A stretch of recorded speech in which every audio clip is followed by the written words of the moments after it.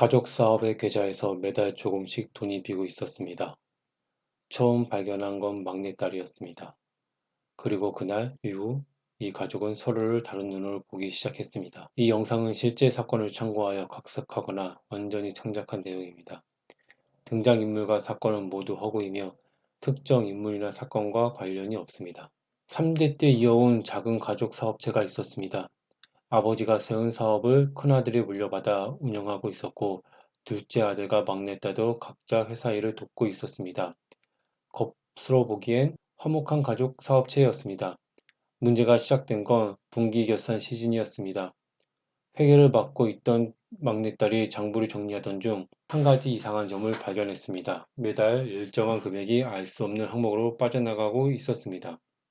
처음엔 단순한 입력 실수라고 생각했습니다. 하지만 지난 1년치 장부를 모두 확인한 결과 같은 패턴이 매달 반복되고 있었습니다. 금액은 매번 조금씩 달랐지만 항상 비슷한 시기에 비슷한 방식으로 빠져나가고 있었습니다.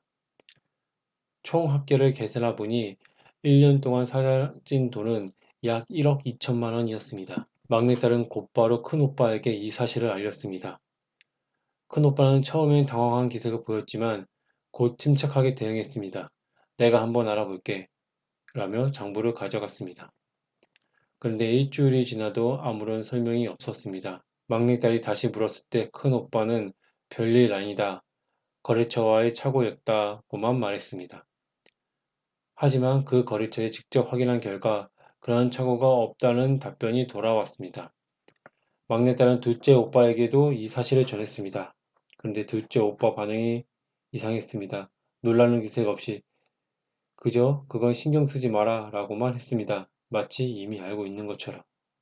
며칠 후 막내딸은 우연히 한 가지를 더 발견했습니다. 회사 명의로 된 계좌 외에 등록되지 않은 또 다른 계좌가 있었습니다. 거래 내역을 확인한 결과 사라진 돈의 흐름이 정확히 그 계좌로 이어지고 있었습니다. 계좌 명의자를 확인하려 했지만 본인이 아니면 조회가 불가능했습니다. 막내딸은 이 사실을 부모님께 알려야 할지 고민했습니다. 하지만 부모님은 이미 은퇴하셔서 사업에서 손을 뗀 상태였고 괜히 가족 간 분란만 일으킬까봐 망설였습니다. 그러던 어느 날 막내딸의 휴대폰으로 익명의 문자 한 통이 도착했습니다. 내가 알아낸 거 더 이상 파지 마라.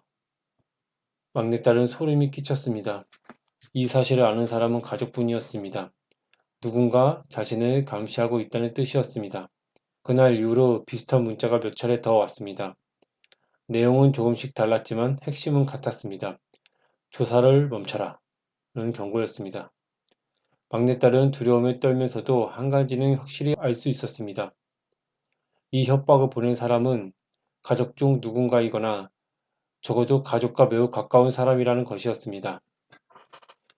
외부인이라면 회사 내부 사정을 이렇게까지 정확히 알 수 없었습니다. 막내딸은 결국 변호사를 찾아갔습니다. 변호사는 회사 계좌와 등록되지 않은 계좌를 비교 분석했고 자금이 빠져나간 시점들이 모두 특정 거래처와의 계약 체계 직후였다는 사실을 발견했습니다. 그 거래처는 큰오빠가 직접 관리하던 곳이었습니다. 하지만 동시에 변호사는 또 다른 이상한 점을 찾아냈습니다. 그 미등록 계좌에서 빠져나간 돈의 일부가 둘째 오빠 명의의 또 다른 계좌로 흘러들어가고 있었습니다. 즉, 횡령에 관여한 사람이 한 명이 아닐 수도 있다는 뜻이었습니다. 막내딸은 두 오빠를 한자리에 불러 모았습니다. 가족회의가 열렸습니다. 처음엔 화기애애하게 시작됐지만 막내딸이 미등록 계좌에 대해 언급하자 분위기가 급격히 얼어붙었습니다. 큰오빠는 즉시 부인했습니다. 나는 모르는 일이라고 했습니다. 둘째 오빠 역시 침묵했습니다. 그런데 그 침묵 속에서 막내딸은 한 가지를 눈치챘습니다. 두 오빠가 서로 눈빛을 주고받고 있었습니다. 마치 누군가를 함께 숙이고 있는 사람들처럼. 회의에 끝난 후 막내딸은 더 이상 누구도 믿을 수 없게 됐습니다. 변호사는 수사기관에 신고하는 것이 어떻냐고 제안했습니다.